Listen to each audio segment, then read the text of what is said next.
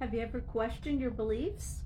Today's segment is on shaping your reality, the power of belief. And so what I'm going to do today is talk about our beliefs, how they were formed, how they are formed, what are they made of, what makes a belief, where do we get the beliefs that we have, and also how we can gain more power in our believing, a shift that we can make. I love this topic. I love all topics that have to do with things like this. Anyway, this is, we are beings that going to create our reality, shaping our reality. And we do that through our thought, words, and deeds. And might be something you've reflected on or not, but most likely if you're in this group and if you're watching this, you are along these lines of thinking. So I'm definitely working from an outline. I want to stay as on point as possible. I have a tendency to go off in tangents, related tangents, but tangents. So here we go. So this basically is designed simply for you to reflect. I'm not saying you have to believe as I believe, or you're just checking out, you're weighing out what is being said and reflecting upon how it is with you. That is what we do. So most of what we've got going on affecting what we create as our reality or manifest is a library of old beliefs that we draw upon unthinkingly, unknowingly, not consciously. What is so great about reflecting upon something like this is the start of a new year. So whenever you're talking about a year, a day, an hour, a container of time, metaphysically you're speaking about a state of being.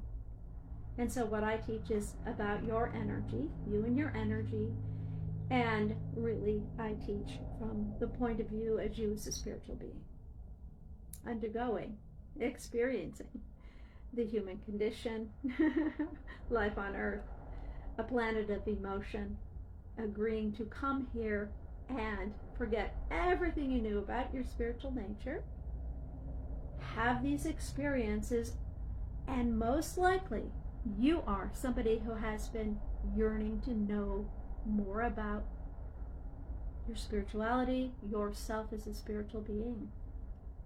That's you wanting to remember yourself. We may call it getting closer to God. So your higher nature.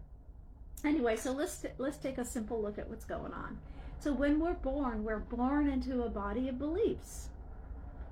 We have a genetic inheritance, and laced within it is a belief system. Now these beliefs you may see come into play. You may notice them in the family, how people even do things like one another or think like one another, talk, act, even have mannerisms like one another. This is based on genetic inheritance, and laced within it is belief. So let's define what belief is. So energetically speaking, belief is a thought, an idea, an experience that is taken in with emotion and stored within us, our subconscious, and we're either consciously or unconsciously aware of when this happens. So if you take a look at being born into a family unit, the family's going to operate in a certain way. There's going to be a certain emotional energetic environment. There will be patternings of how things happen. If I do this, Dad will go, whatever. You see these patterns spring up all over the place. Now I'm going to talk in kind of broad terms and generalizations, but this is more for you to take the concept and reflect upon your own life. And this might strike something for you. And that's what it's designed to do. Just to not question, but to reflect upon our own beliefs. Another way we take in beliefs is we watch around us. We simply look around us, and to navigate, to get through, to survive, to protect ourselves and be safe, we find a way. And we create a little system of belief, and which also can be called an energy pattern within us about how to do this. So just on a very basic level, we have like a survival modality of beliefs to keep ourselves safe. Likewise, we move forward in life and we start to look around us, and we recognize the way things are done by a certain group of people, peers perhaps, and we may like the way that they do that, or you want to be like them, and we begin to adopt ways and beliefs and energy patterns of doing things. So you can kind of equate all of these things together. I'm not sure I got through the whole thing about belief. It has like an architecture. So it's an idea, an experience, emotionally based. It goes in and it becomes supported by our thoughts and more emotion. And it may come up again, and then it's supported by more thought and emotion. And again, more thought and emotion. So that it's this repetitive thing that makes it stronger and stronger. More emotionally charged is stored within us. It becomes this library that we draw upon when a like situation comes about. That's stored within, this our subconscious storehouse. So something goes on, and it's kind of like, we call the librarian unconsciously, and boom, this is the way we handle things. So unconsciously, that's the way we handle things. Moving along past our peer, kind of looking around at life, what's going on, the world at large, adopt these beliefs. We have these adopted beliefs. This is the way I believe. I like the way that's done. We get to the point where we begin to sort this out, where we discard some of these ways of being, beliefs, doings, energy. We do a sorting process, and we go more for the things that work for us. And then there can be also, where you're striving to just really be your own person, know your own self, do it your way, and you get down to a select group of beliefs. Now, a lot of the people that I talk to or know, or that resonate with what I have to say, and I resonate with them, are spiritual seekers. They really want to know themselves as spiritual beings. And they may have done this in many ways, right? You may come at it through religion. You may come at it through religion and not liking your religion. So you're wanting to, many people say I'm more spiritual than religious. So, the religion, which is based in relinking you to your spiritual nature, that part they leave out telling us sometimes. Religo means to relink. And it's relinking you with your nature, higher nature. So sometimes not realizing that, and there's so many rules and regulations and oppressions that you feel disempowered. And you want to give up on your religion, but most likely within are some very good things that would really connect you with yourself as a spiritual being. Anyway, so we're talking about beliefs, how we got them, and the architecture of believing. And what this brings us to is the fact that we can, knowing how a belief is put together, create new beliefs. So we're either working at this wellspring of unconscious beliefs stored within us that came in to us in any of the ways I've mentioned, and we want change. Once we go to make change, we hit up against old beliefs. The emotions, the thinking, the energy of the old beliefs, and we feel blocked by them. They feel like little dams. So the thing we must, first take in about belief is the belief that we can shift belief, that we can create new belief. And knowing the ingredients that make belief help you do this. So first, knowing, believing, adopting that. Okay, here's the ingredients that bake the cake of belief.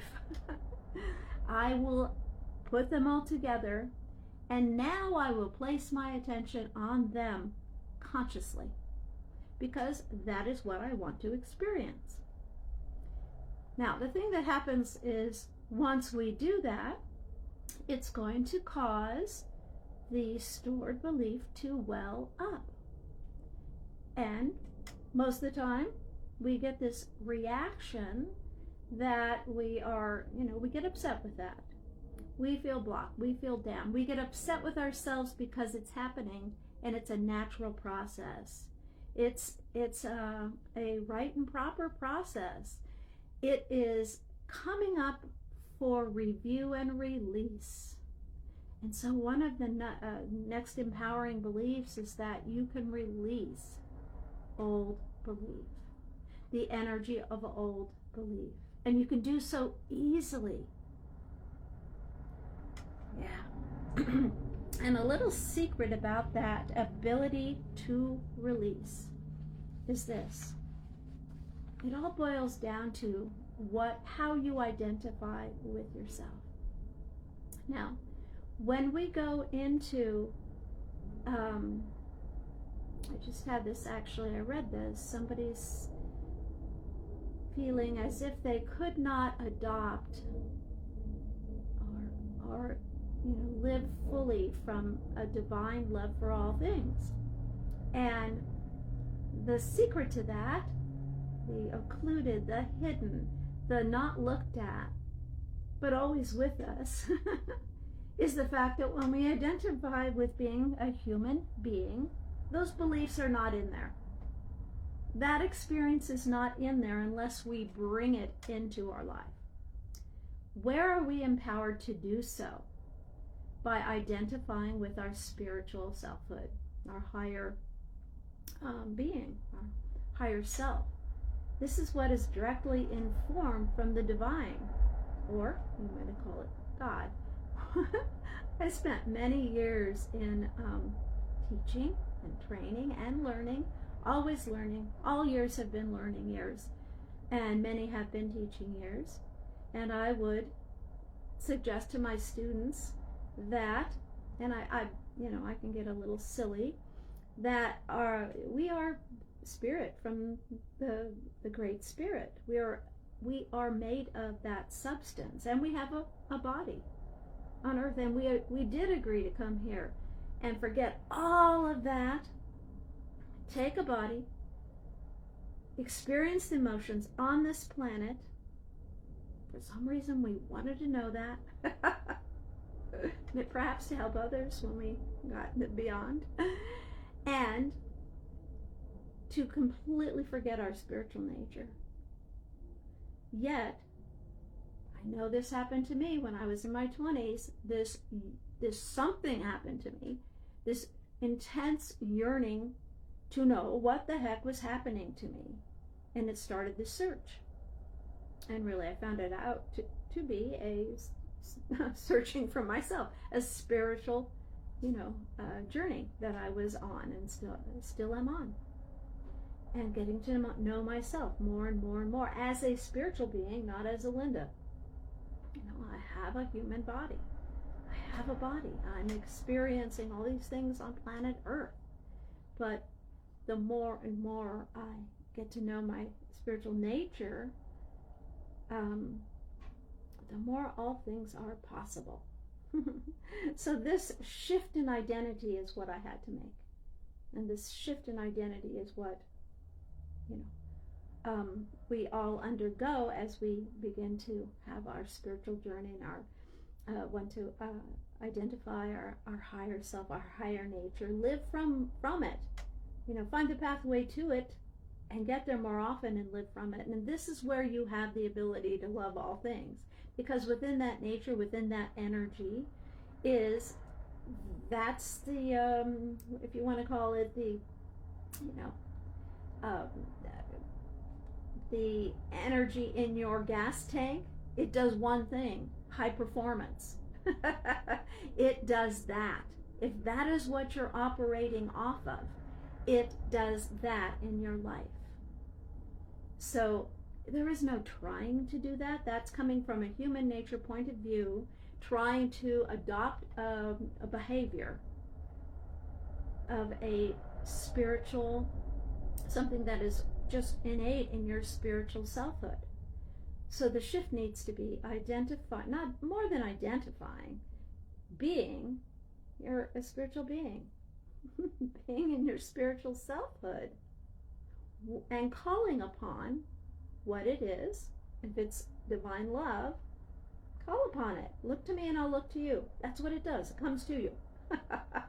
And you are informed within, in whatever way, to whatever degree you are at this time open to it and can handle it. So you're not going to be given, so you're never given more than you can handle. Means if you were to have a divine dump of everything that was available to you, it would just like sear us up. There we go. We're gone. That's too much. Burnt out completely. So it drip feeds. Drip feeds in awareness. But we have to look to it and call upon it and be in the right identity to receive it. And we find ourselves being it. You literally find yourself being it. Things happen differently. The more you apply the ingredients, the recipe, the formula, so to speak, the more you get the results. And all of this is experiential knowledge, and it's not about reading in a book. It is helpful to have somebody who has kind of beaten the path before, gone back and forth, to be maybe a guide or a coach or somebody who teaches or trains, to help you identify what's going on, because there are those unknown, uncharted areas. This kind of a teaching is a living teaching, so it's an in-the-moment teaching. It's experiential. You may have learned about it, you may have done it at some time, so you say, I know what that is, but if you're not doing it in the moment, you do not know it. In the moment, it may be revised information from the last time you knew it as a book on your head, know it. Because we're always under revision on our spiritual journey. You're always renewing, always refining, always gleaning greater knowledge. And we do go through those vastation times where we don't get it. And that's generally right before the time of a renewal. A new batch of download is just waiting to drop in. We're ready for it. We've used up what we've been given, the jewels we've been given, and we're, oh wow, this is fabulous. Like you're having these great experiences, and they begin to wane. You acclimate to them. They're no longer, wow, this is amazing, or we forget to notice how amazing they are, and we go into this kind of desert space, like, where's my water, where's my food, I don't know which way is up or down. And then we yearn again for, I need to know. So we're yearning for that spiritual knowledge once again, which we get fed. The minute you need to know, want to know, look the direction of knowing, it will look to you and you will receive that. So I must say I did go off task. Fun making these notes. But I love what things open up to. That's when you start on a topic and you open up in spirit, you don't quite know what will come through. But it's always uplifting and inspirational. I remember I used to do a radio show for years. I was a host or a co-host or a guest on this same radio show. I had a teacher, my teacher would be on the show, and he, was really the spotlighted featured guest on the shows. And I mentioned to him one time, I love it when the energy begins to rise. The vibration gets higher, the information gets, literally exciting to hear. I feel this exhilaration inside me, and I feel like I'm all ears. And he goes, "You notice that?" Of course I notice that. That's why I'm here. There's something that happens in the air when you raise in consciousness. It's like, wow, who washed the room? It's lighter and brighter in here. And this is what happens when you go into spiritual consciousness and you raise in vibration. Things are actually brighter and lighter. The energy is more refined. You see clearer. When we're in this stuff called doubt, lack of self-confidence, we are in our human nature, and we have so many beliefs that are not clear-cut, true, honest, in the moment reference information, right? They might be half-baked beliefs. They're actually what is called misperceptions, and misperceptions metaphysically is what's called sin. So we're missing the mark. We're not seeing clearly. Clear sight comes from being in your spiritual selfhood. Things make sense.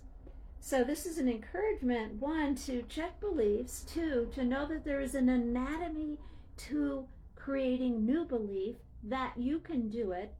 Best done when in your spiritual nature, identifying and acting from, as opposed from your human nature. How to identify when you're in human nature? You're in doubt, fear, worry, condemnation, combat of a certain kind. In your spiritual nature, you can let things be the way they are, not fight them, because you will attract them, you will make them bind to you, and you can, if it's happening within yourself, that can lose its stronghold. You can make the shift on the path back into your spiritual selfhood, that of your human personality.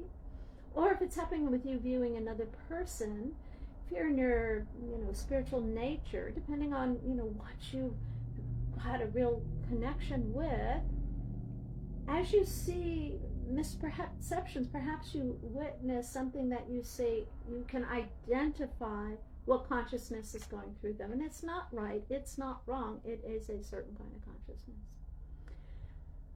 That is it for today. I will be back next week with more talk about belief and what you manifest and how you can manifest. I kind of gave an overview of everything today, but we'll just talk more in depth. If you have questions, please post them. Love to hear from you.